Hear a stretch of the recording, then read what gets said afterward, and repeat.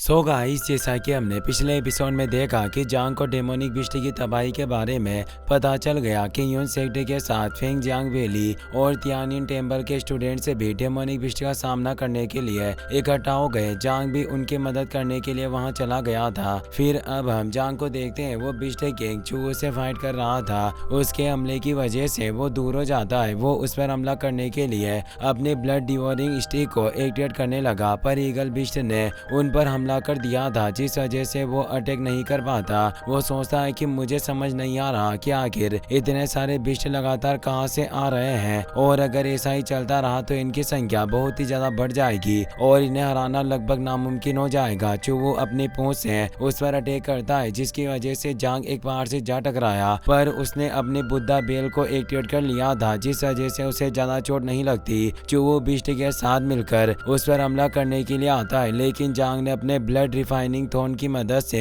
उनकी हालत खराब कर दी। वो अपने ब्लड रिफाइनिंग हैंड की मदद से चूहो की गर्दन पकड़ लेता है, जिससे उसे काफी तकलीफ हुई। तभी यान हुई वहां आकर उसकी आंखों में खंजर घुसा देता है, जिससे चूहो को बहुत ही ज्यादा दर्द हुआ। यान हुई उसे एक एरे में कैद करने की कोशिश करता है। जांग इससे काफी खुश था। वो कहता है कि तुम काफी सही वक्त पर आए। यान हुई कहता है कि आखिर मैं आपको अकेले छोड़कर कैसे जा सकता हूँ। उसे चूहो को एरे में कैद करने में काफी परेशानी हो रही थी, इसीलिए जांग उस पर हमला करने लगा, लेकिन तभी चूहो की बॉडी से किंग लोंग बाहर निकलकर अटैक रोक देता है। उसने आसानी से जांग और यान हुई को दूर कर दिया। जांग इससे काफी हैरान था। वो कहता है कि मुझे यकीन नहीं हो रहा कि किंग लोंग को इससे चूहो ने मारा था। उसकी बॉडी से दूसरे डेड पपेट से भी बाहर निकलते हैं। वहीं सेन मियाओ वो यहाँ से कहती है कि हम सब जानते हैं कि बिस्ट कितने ज्यादा ताकतवर और खतरनाक है। उनके आतंक से बचना इतना आसान नहीं होगा। भले ही स्नेक वैली पहाड़ों से घिरी हुई है, पर फिर भी उन्हें रोकना इतना आसान नहीं होगा। इसके साथ मैंने सुना है कि किंग लोंग साउथर्न जिनजियांग में गया था, पर उसका अभी तक कोई पता नहीं चला। शायद बिस्ट ने उसे मार डाला। मुझे उम्मीद है कि बिस्ट को रोकने के लिए तुमने पहले से ही सारी तैयारियां कर ली होगी। वो यान कहता है कि आपको फिक्र करने की जरूरत नहीं, मैंने पहले से ही सारी चीजों को तैयार कर लिया है।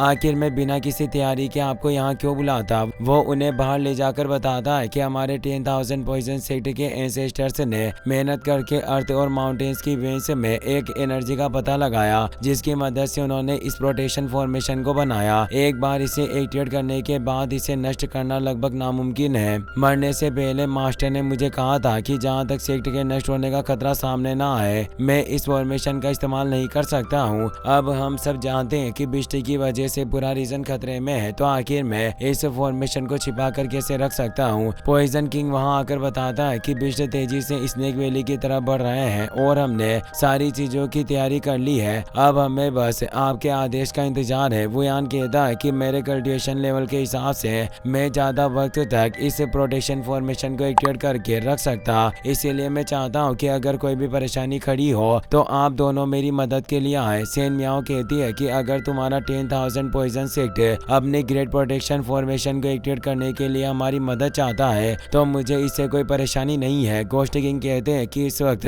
हमारे इतने सेक्ट खत्म होने की कगार पर खड़े हैं। अगर हम इस फॉर्मेशन को एक्टिवेट करके खुद को बचा सकते हैं तो मुझे इससे कोई तकलीफ नहीं, मैं तुम्हारी मदद करने के लिए तैयार हूँ। वो यान कहता है कि अगर आपको कोई शंका हो तो आप दोनों अकेले में जाकर बात कर सकते हैं। इतने वक्त तक मैं पिंगर के साथ मिलकर बिस्ट को रोकने की प्लानिंग बनाता हूँ। गोस्ट किंग सेन मियाओ के साथ वहाँ से चले जाते हैं। पिंगर कहती है कि क्यों ना हम दोनों वैली एंट्रेंस पर जाकर बिस्ट को रोकने की तैयारी करें। वो यान इससे खुश हो जाता है। दूसरी तरफ ट्रू पाथ के कल्टिवेटर्स बिस्ट को गॉड फॉलिंग पास में आने से रोक रहे थे। वो काफी आसानी से बिस्ट को मारने लगते हैं, लेकिन बिस्ट किंग फेई वहाँ आ गया। ये काई ली जुन से कहता है कि हमें इसे बिस्ट किंग को एरे में लाकर इसे मारना होगा, वरना यह हमारे लिए परेशानी खड़ी करेगा। ली जुन फेंग जांग वैली के स्टूडेंट्स के साथ मिलकर फेई पर बर्निंग फ्लेम से अटैक करता है, पर फेई को इससे कोई फर्क नहीं पड़ता और अपने पॉइजन से उन पर हमला कर देता है, जिसकी वजह से फेंग जियांग वैली के काफी स्टूडेंट्स मारे गए।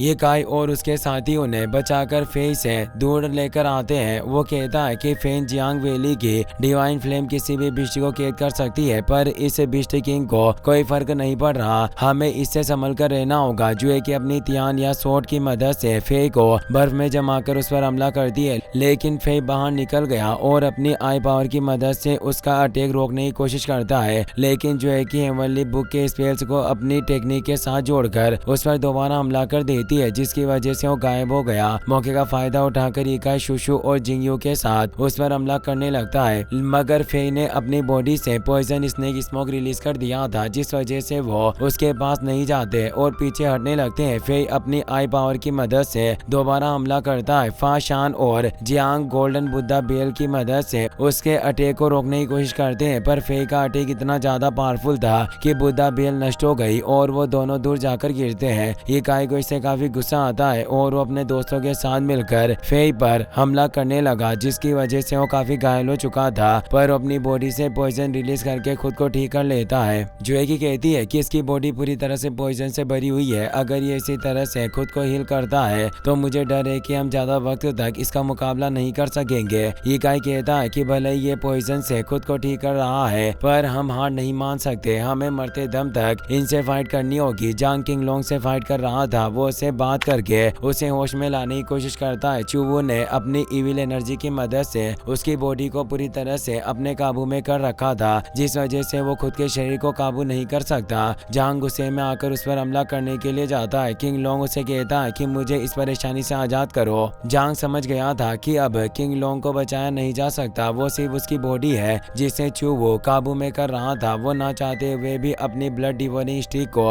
उसके पेट में घुसा देता है। स्टिक उस इविल एनर्जी को एब्जॉर्ब करने लगी, जिससे जांग समझ गया था कि वो गोस्ट सोर्सरी है और डिवोरिंग स्टिक की मदद से इसे रोका जा सकता है। किंग लोंग कहता है कि आपके कहे अनुसार मैंने जिन ट्राइब के लोगों को बिस्ट के हमलों से बचा लिया। जांग कहता है कि मैं तुम्हारे इस एहसान को जिंदगी भर नहीं भूलूंगा। वो कहता है कि मैंने आपके ऊपर कोई एहसान नहीं किया और अगर फिर भी आप इसे एहसान मानते हो तो आपने मुझे इस बिस्ट किंग की गुलामी से आजाद करके इस एहसान को चुका दिया। यह कहते हुए उसकी डेथ हो गई। जांग को इसे बहुत ही ज्यादा गुस्सा आता है। वो कहता है कि भले ही तुम मर गए, पर मैं तुम्हारी दया को कभी नहीं भूलूंगा। वो तेजी से जाकर चूवू पर हमला करता है, मगर उसने अपने पंजे से उसे रोक दिया। जांग यान हुई से कहता है कि तुम कुछ वक्त के लिए इस बिस्ट किंग को रोक कर रखो, तब तक मैं इसके पपेट्स को खत्म करता हूँ। वो दूर जाकर सोचता है कि यह डीमन गोस्ट टेक्निक से सच में बहुत ही ज्यादा खतरनाक है, पर इतने सारे पपेट्स को कंट्रोल करने में बहुत सारी डेमोनिक पावर कंज्यूम होगी। अगर मैं इस डीमन किंग की डेमोनिक पावर के सोर्स का पता लगा लूं तो शायद इसे हरा सकता हूं। वो अपनी माइंड आई की मदद से चूवू को देखने लगा, जिससे उसे पता चलता है कि वो अपने दिमाग से निकलने वाली डेमोनिक एनर्जी का इस्तेमाल करके उन पपेट्स को काबू में कर रहा था।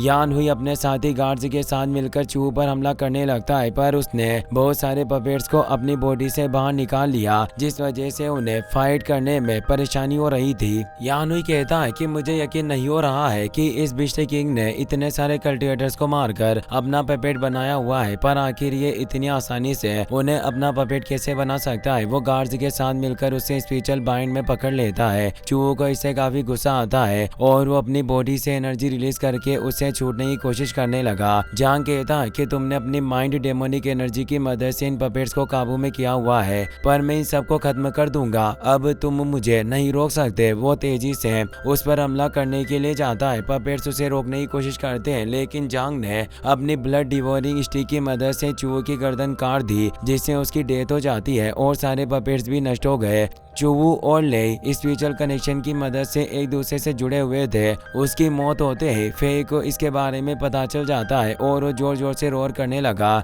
जिस वजह से बिस्ट गॉड फॉलिंग पास पर हमला करना बंद कर देते हैं। अचानक फे तेजी से वहां से भाग गया। ट्रू पाथ के कल्टिवेटर्स इससे काफी हैरान थे। उन्हें समझ नहीं आता कि आखिर अचानक सारे बिस्ट वापस क्यों जा रहे हैं। ये काय कहता है कि सारे बिस्ट साउथ ईस्ट की तरफ जा रहे हैं। मैं यकीन के साथ कह सकता हूँ कि वहाँ जरूर कुछ हुआ होगा। खैर अभी हमें इन सब चीजों को भूलकर आराम करना चाहिए, क्योंकि बिस्ट किसी भी वक्त दोबारा हमला कर सकते हैं। जुएकी को जांग के पास होने का एहसास हो चुका था। वो इकाई से कहती है कि मुझे साउथ ईस्ट में कुछ ठीक नहीं लग रहा है, इसीलिए मैं वहां जाकर निगरानी रखूंगी। अगर मुझे कुछ भी पता चला तो मैं तुरंत तुम्हें मैसेज भेज दूंगी। ये इकाई जुएकी को अकेले भेजने में काफी घबरा रहा था। शुशु कहता है कि मैं और जिंगयू भी जुएकी के साथ चले जाते हैं। अगर हमें कोई खतरा महसूस हुआ तो हम तुरंत वापस आ जाएंगे। वो तीनों वहां से चले जाते हैं। ये इकाई लीजुन से कहता है कि तुम किंगयून सेक्टर में जाकर मास्टर्स को सारी सिचुएशन बताओ, हम यहीं रुककर निगरानी रखते हैं ताकि कोई बिस्ट अंदर ना आ पाए। जांग चूवू का सिर लेकर स्नेक वैली में चला जाता है। वो वुयान को उसका सिर देकर कहता है कि मैं तुम्हारे लिए अच्छा गिफ्ट ढूंढ रहा था, इसीलिए मुझे आने में देर हो गई, पर मुझे उम्मीद है कि तुम्हें मेरा तोहफा पसंद आएगा।